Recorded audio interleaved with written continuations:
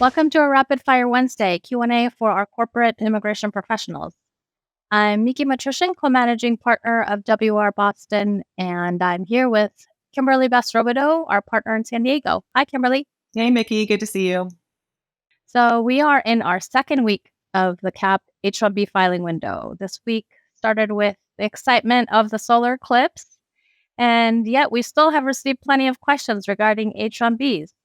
So we're going to address some questions that we've received about substantive issues. But because we're also getting so many questions about our rapid case management system, we'll answer a couple of questions on that too. And then next time, we'll devote more time to answering questions about Rapid. Kimberly, ready? I'm all ready. Let's go. All right. So when completing the analysis to determine the appropriate occupational classification and the wage levels for the H-1B prevailing wage, there have been some instances in which, prevailing wage is higher than the proffered wage. And HR professionals want to know, what are the options given that the individual's wage doesn't meet the prevailing wage?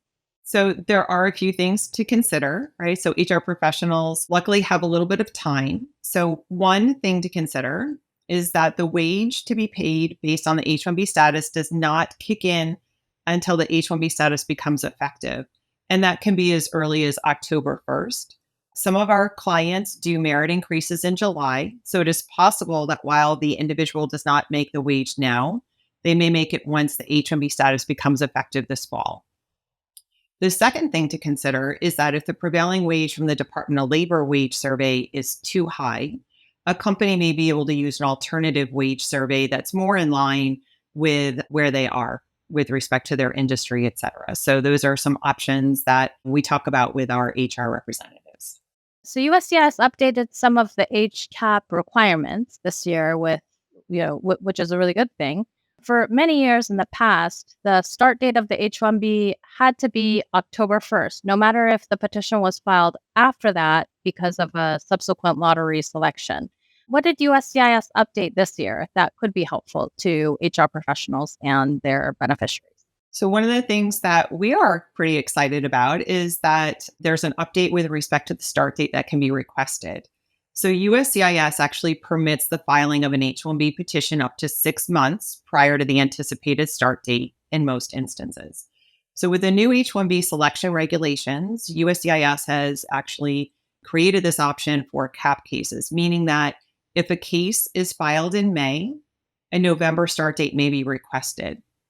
So no longer do the H-1B CAP petitions absolutely positively have to state October 1st as the start date.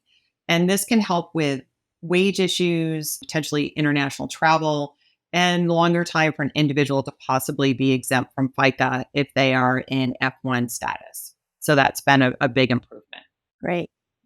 So, with the labor market being pretty tight right now and the system changing to the beneficiary-centric process, that's kind of shifting the bargaining power, right, to beneficiaries. It might be no surprise that there have been individuals that were selected in the registration, but subsequently have resigned from a particular company that got the selection.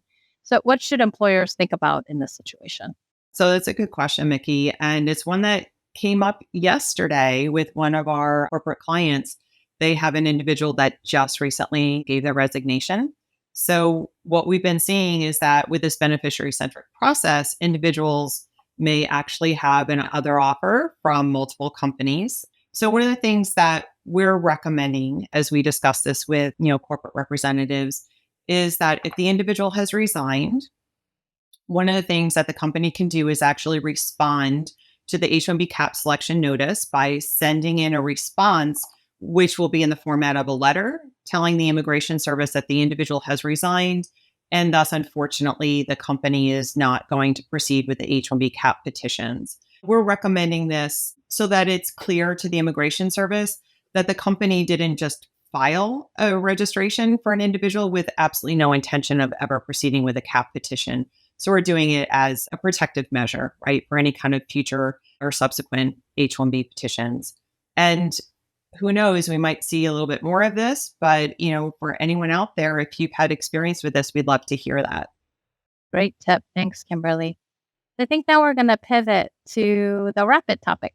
Yeah, so we're excited to start talking about Rapid today. So for those of you who may not know, Rapid, which is spelled WRapid, is an award-winning technology platform built on Salesforce.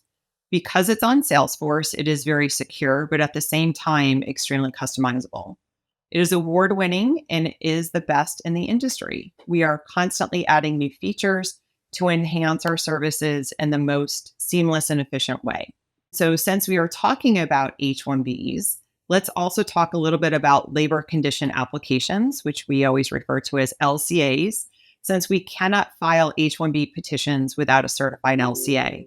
So Miki, can you talk a little bit about the LCA tool in Rapid that helps HR to save time and resources? Absolutely.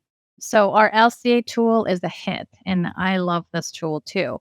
So HR professionals typically spend, I would say a total of about 30 minutes in aggregate per H-1B, posting LCA notices, keeping track of them, removing them, and then creating public access files. Within Rapid, we can take care of all of that for you, which is a huge time savings and resource savings as well. So Miki, can you tell us how this works? Because it sounds like it would be pretty amazing for a lot of HR representatives. Yeah. So our Rapid team installs a widget onto the company's intranet that is accessible to the company's employees.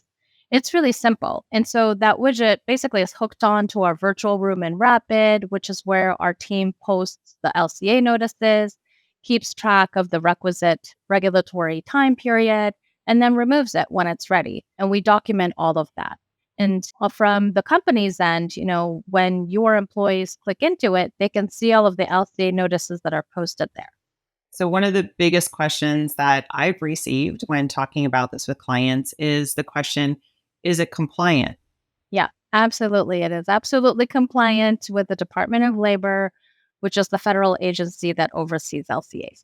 And do you know what WR does to make sure that it's secure? Well, I'm not a technical person, but I know it's secure because it's within Rapid that's built on Salesforce. And we also apply permissions rules so that only people with the proper email and password credentials with the domain name of your company can access the virtual LCA posting room. So it is very secure. Awesome. Well, thanks for that tidbit about the LCA feature that we have. I really appreciate it, Miki. Thanks, Kimberley. And so if anyone has any questions, please post a comment or send us a direct message. And if you don't already, please follow us on our LinkedIn page and WR Immigration, as well as our individual profiles. And have a wonderful week.